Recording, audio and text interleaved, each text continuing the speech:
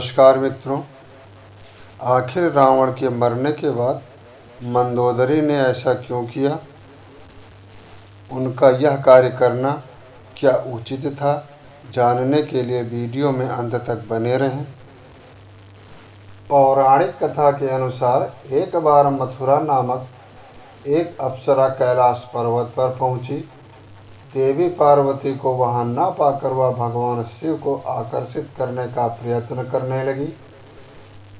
जब देवी पार्वती वहां पहुंची तो भगवान शिव की देह की भस्म को मथुरा ने शरीर पर लगा रखा था। यह देखकर वह क्रोधित हो गई और क्रोध में आकर उन्होंने मथुरा को मेढक बनने का श्राप दे दिया। उसने मथुरा को कहा कि आने वाले 12 सालों तक वह मेढक के रूप में इस कुएं में ही रहेगी। भगवान शिव के बार बार कहने पर माता पार्वती ने मथुरा से कहा कि कठोर तप के बाद ही वह अपने असल स्वरूप में आ सकती है, और वह भी 1 साल बाद। मथुरा ने 12 वर्ष तक एक कुएं में रहकर मेढक रूप में कठोर तप किया। जब 12 वर्ष पूर्ण होने वाले थे तब मयासुर और उनकी पत्नी हेमा पुत्री की कामना से वहां तप शुरू करने पहुंचे, जहां मथुरा तप कर रही थी। जैसे ही मथुरा के 12 वर्ष पूर्ण हुए, वह अपने असली रूप में आ गई और कुएं से बाहर निकलने के लिए मदद के लिए पुकारने लगी। हेमा और मयासुर वही कुएं के पास तप में लीन थे। मथुरा की आवाज़ सुनकर दोनों कुएं के पास गए और उसे बचा लिया। बाद में उन दोनों ने मथुरा को गोद ले लिया और उनका नाम मंदोदरी रखा। मंदोदरी दिति के पुत्र असुर राजा मयासुर और हेमा नामक अप्सरा की पुत्री थी। 5 कन्याओं में से एक मंदोदरी और चिरकुमारी के नाम से भी जाना जाता है। अपने पति रावण के मनोरंजनार्थ मंदोदरी ने ही शतरंज के खेल का प्रारंभ किया था। मंदोदरी से रावण को पुत्र मिले: अक्षय कुमार, मेघनाद और अतिकाय, महोदर, प्रहस्त, विरूपाक्ष और भीकम। वीर को भी उनका पुत्र माना जाता है। एक कथा यह भी है कि रावण की मृत्यु एक खास बाण से हो सकती थी। इस बाण की जानकारी मंदोदरी को थी। हनुमान जी ने मंदोदरी से इस बाण का पता लगाकर चुरा लिया, जिससे राम को रावण का वध करने में सफलता प्राप्त हुई।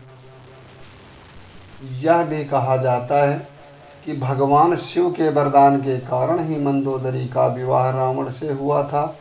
मंदोदरी ने भगवान शंकर से वरदान मांगा था कि उनका पति धरती पर सबसे विद्वान और शक्तिशाली हो।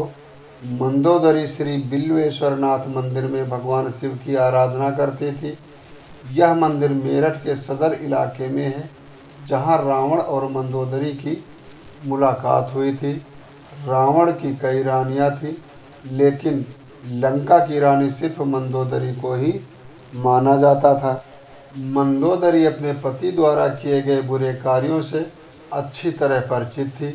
वह हमेशा रावण को यही सलाह देती थी कि बुराई के मार्ग को त्याग कर सत्य की शरण में आ जाए, लेकिन अपनी ताकत पर घमंड करने वाले रावण ने कभी मंदोदरी की एक बात को भी गंभीरता से नहीं लिया। जब रावण सीता का हरण करके लाया था, तब भी मंदोदरी ने इसका विरोध कर सीता को पुनः राम को सौंपने का आग्रह किया था, लेकिन रावण ने मंदोदरी की एक नहीं सुनी और रावण का राम के साथ भयंकर युद्ध हुआ। ऐसा माना जाता है कि राम रावण युद्ध के बाद विभीषण को छोड़कर पूरे कुल का नाश हो गया था। रावण की मृत्यु के पश्चात रावण के कुल के विभीषण और कुल की कुछ महिलाएं ही जिंदा बची थीं। युद्ध के पश्चात मंदोदरी भी युद्ध भूमि पर गई और वहां अपने पति, पुत्रों और अन्य संबंधियों का शव देखकर अत्यंत दुखी हुई। फिर उन्होंने प्रभु श्री राम की ओर देखा और जो अलौकिक आभा से युक्त दिखाई दे रहे थे। श्री राम ने लंका के सुखद भविष्य हेतु विभीषण को राजपाट सौंप दिया अद्भुत रामायण के अनुसार विभीषण के राज्याभिषेक के बाद प्रभु श्री राम ने बहुत ही विनम्रता से मंदोदरी के समक्ष विभीषण से विवाह करने का प्रस्ताव रखा। साथ ही उन्होंने मंदोदरी को यह भी याद दिलाया कि वह अभी लंका की महारानी और अत्यंत बलशाली रावण की विधवा हैं।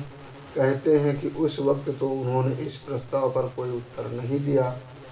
जब प्रभु श्री राम अपनी पत्नी सीता और भ्राता लक्ष्मण के साथ वापस अयोध्या लौट गए, तब पीछे से मंदोदरी ने खुद को महल में कैद कर लिया और बाहर की दुनिया से अपना संपर्क खत्म कर लिया। कुछ समय बाद वह पुनः अपने महल से निकली और विभीषण से विवाह करने के लिए तैयार हो गई।